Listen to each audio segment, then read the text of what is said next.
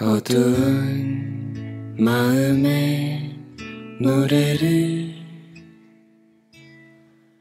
그리운 사람의 노래를 부르지 끝없는 노래는 한없이 불리네. 버려진 것들의 노래를 지워진 일들의 노래를 부르지 수 없는 노래는 덧없이 들리네. 노래는 물처럼 흐르지, 노래는 불처럼 태우지, 노래는 꿈처럼 깨우지.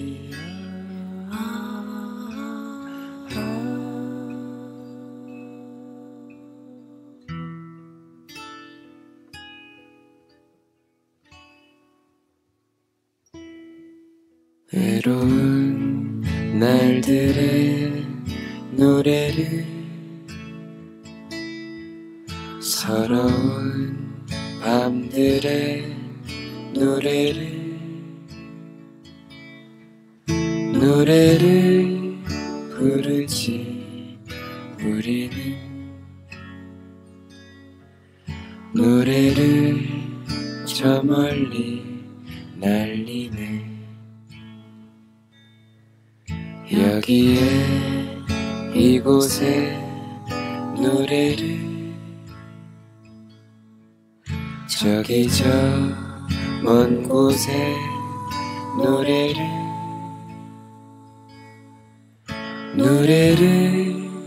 부르지.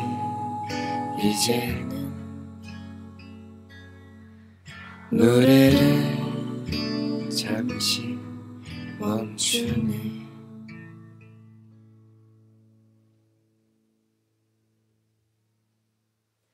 노래는 비처럼 내리지, 노래는 눈처럼 쌓이지, 노래는 꽃처럼 피우지.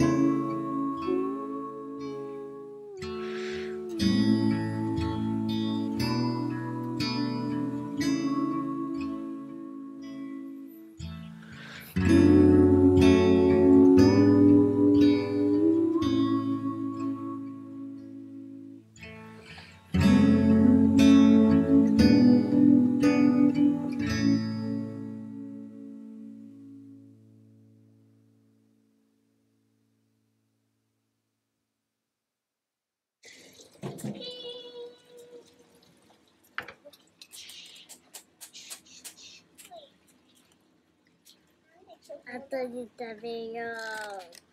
トマト、大根、ブロッコリー、かぼちゃ、人参、しいたけ、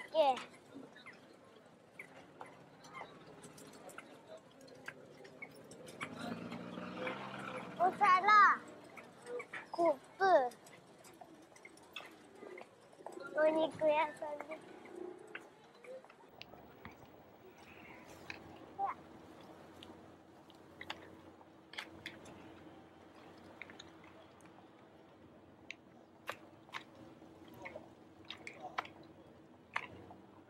もうあと1個買います。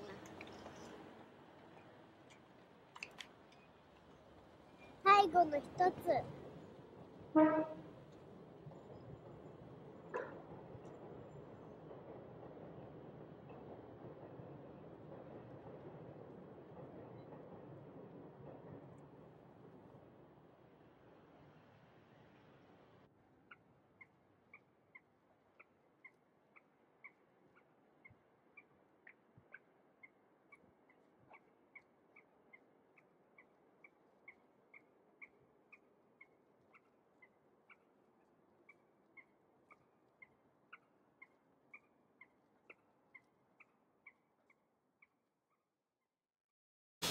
요번에는 저는 이 처음에 그 달려가는 시는 사실 그냥 나는 그냥 개인적으로 보면 그냥 얘가 그냥 생존을 위해서 그냥 열심히 살려는 그런 뭐라고 해야지?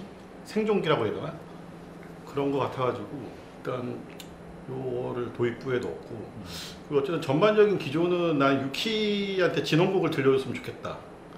요번에 뮤직비디오의 주쟁점은 물론 뭐 얘가 장남으로서 제일 고생하고 하드 캐리했지만 어쨌든 상징적으로 어떤 희생이 어떤 상징적으로 쓰인 유키의 진원곡이었으면 좋겠다라는 생각이었고, 그래서 어쨌든 인트로는 이 친구의 어떤 뭐라고 해야지?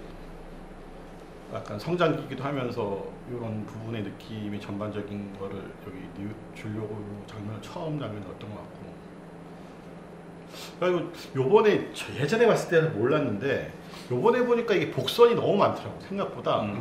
너무 곳곳에 모든 장치가 복선으로 처음에 복선으로 한 거를 다 수습을 일일이 다 수습하는 거를 요번에 세 번째 본 건데 느껴가지고, 사실 여기도 가방이 열리고 닫히는 것들의 열고 닫음의 문제로 어쨌든 요거를 이제 넣은 건데, 사실 뭐 이 영화의 가장 큰 미덕은 정말 전형적인 심파일 수 있는데 심파를 너무 유쾌하게 푸는데 그 슬픔의 정서는 고스란히 배어있다는 게 영화가 지금 큰 미덕인 것 같은데, 그런 것들을 그 감정을 뮤직비디오를 통해서 다시 한번 좀 표현하고자 했던 것 같아요.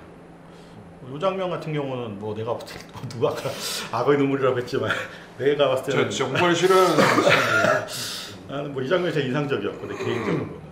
그래서 넣었고, 그래서 뭐 어쨌든 순차적으로 예전에는 상실의 영화라고 생각을 했었는데 요번에 다시 보니까 나는 약간 뭐라고 해야 되지?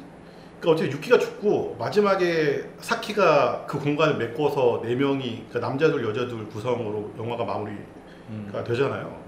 그러니까 약간 이건 체험의 영화라는 생각을 했어. 예전에는 그냥 뭔가 그냥 막연한 상실의 영화라는 생각이었는데 결국 삶은 계속되고 우리는 그 삶이 계속되는 삶 속에서 계속 잃어가고 채워진다는 것에 대한 어떤 전반적인 메시지를 담고 있다는 생각이 들어가지고, 그리고 이 계단신 같은 경우에는 뭐 기생충처럼 정말 유치하게 어떤 설명적으로 미장센을 넣은 게 아니라 이 공간이 가지고 있는 지속적으로 이 공간을 계속 활용하면서 전달하고자 하는 메시지가 잘 전달이 된 것 같아가지고 이거는 좀 길게 뮤직비디오에 좀 삽입을 했고, 그래서 초반부에는 어떤 전반적인 영화에 대한 결을 따라간다면 후반부에는 이렇게 심지어 이제 노래가 끝난 이후에도 유키에 대한 어떤 추모 아니면 뭐 이 전체 어쩌면 얘들 전체들 어떤 소외당하거나 이미 잊혀진 애들뿐만 아니라 사람들에 대한 어떤 약간 달램이 됐으면 좋겠다. 그리고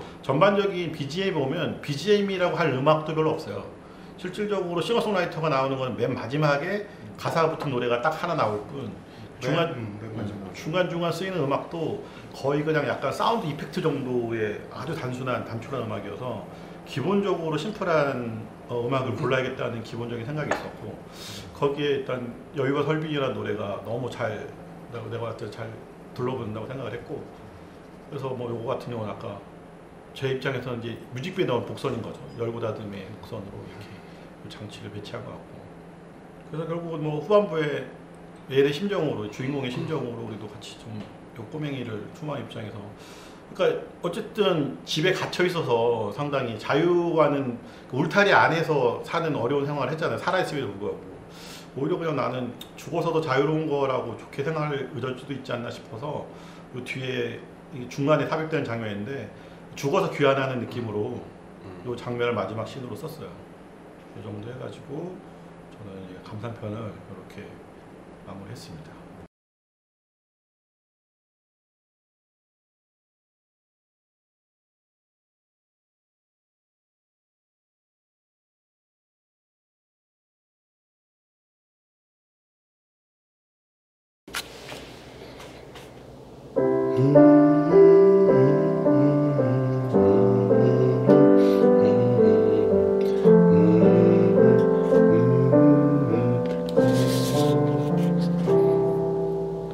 너희의 소원을 하나씩 말해봐. 잘하면 되고픈 게 뭔지. 나는 홈런 타자, 나는 피아니스트, 나는 괴수 로봇, 나는 공주. 작은 화분에 자라나는 우리를 닮은 씨앗이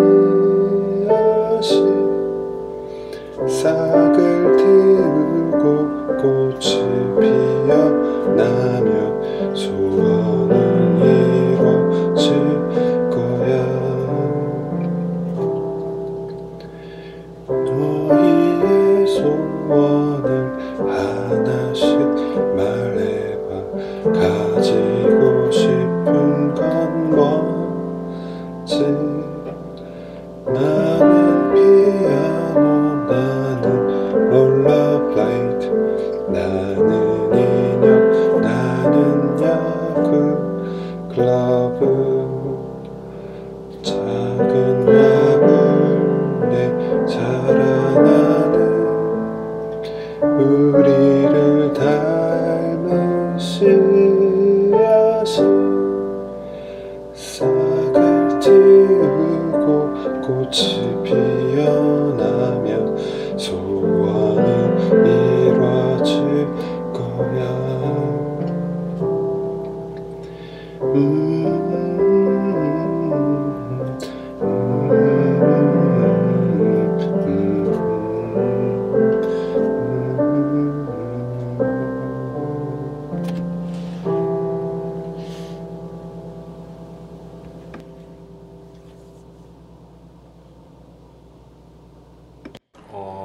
우선 저는 아까 진홍곡 얘기하셨는데 저는 뭐랄까 이 엔딩에 대한 얘기를 하고 싶지가 않았어요. 그리고 만약에 엄마가 떠나지 않고 있었더라면 아이들한테 자장가를 들려주는 느낌의 노래를 쓰고 싶다.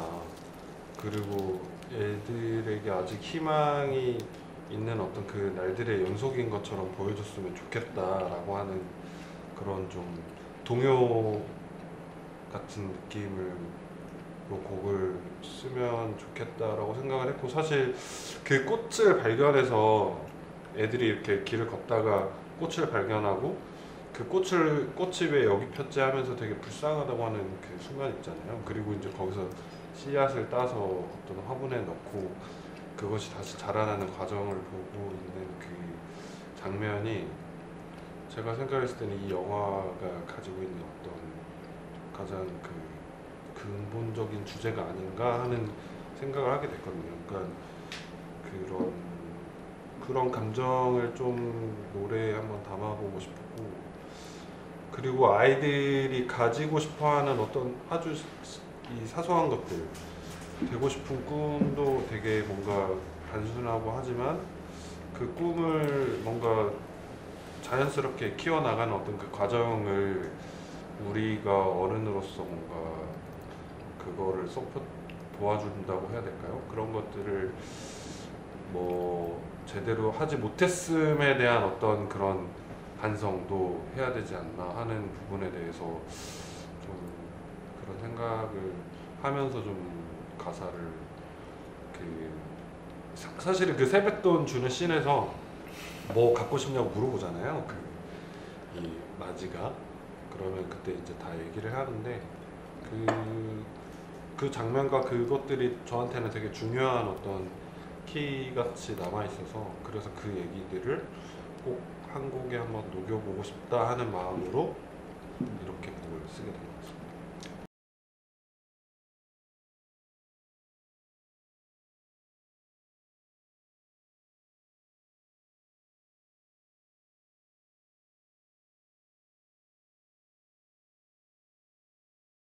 사이즈는 30, 30, 그러니까 300, 30cm, 30cm짜리 정확구였고요. 지금 파일이라고 쓰여있는 그 글씨 폰트 스텐실 보드죠. 스텐실 보드를 그 기존 드로잉 위에다가 그 덮여 칠하고 있어요.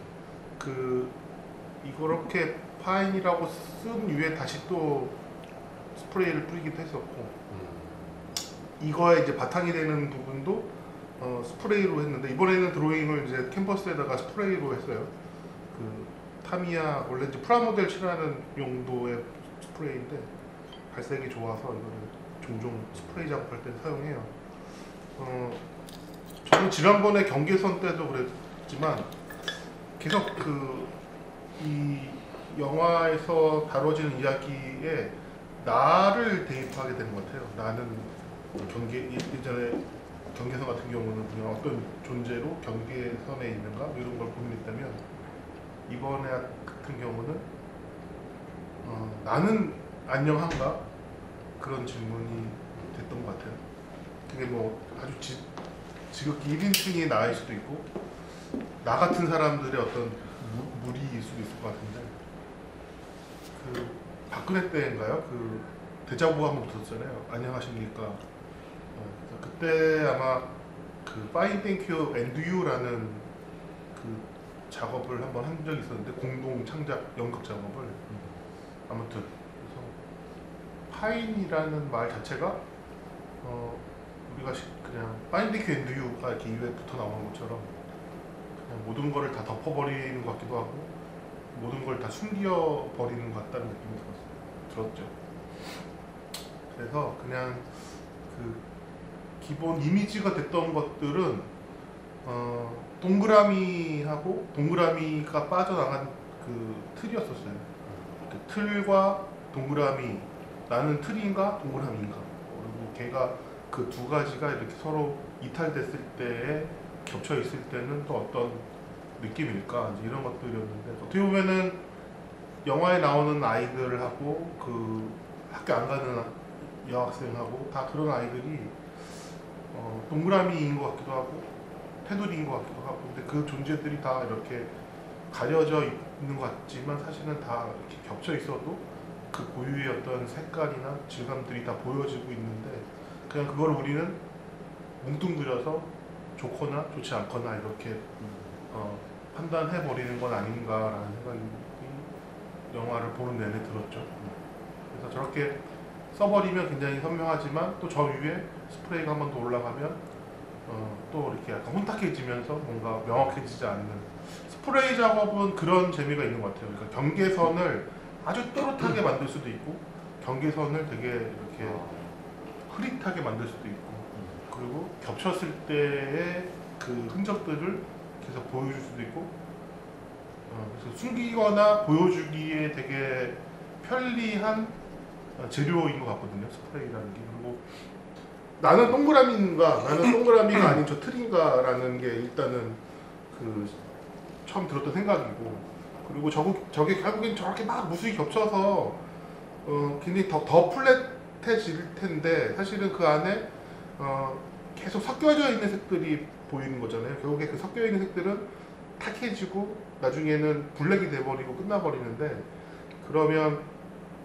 영화에서 봤던 그 아무도 모른다고 불려졌던 그 아이들은 저기에 어느 지점쯤에 위치해 있는 걸까, 그리고 나는 그 아이들을 어느 정도에서 보고 있는 걸까, 완전 블랙이 된 상태로 보고 있는 걸까, 아니면 정말 화이트에 살짝 올라와서 그냥 조금만 봐도 티가 나는 어떤 상태로 보고 있는 걸까, 아니면 그냥 전체로 정신없게 그냥 이렇게 보는 걸까, 아니면 파인이라고 덮여있는 마지막에 그 최종적인 어떤 메시지만 보고 있는 걸까 라는 거죠. 그러니까 그 남자 주인공 마지는 그 구성원의 어떻게 보면 피해자 아니면 그 학대받는 아이 아니면 방치된 아이이면서 동시에 관찰자 같았거든요. 굉장히 그 다른 동생들을 어떤 걱정과 연민 혹은 불안감으로 어쨌든 계속 바라보고 있는 관찰자 같은 느낌이 들어서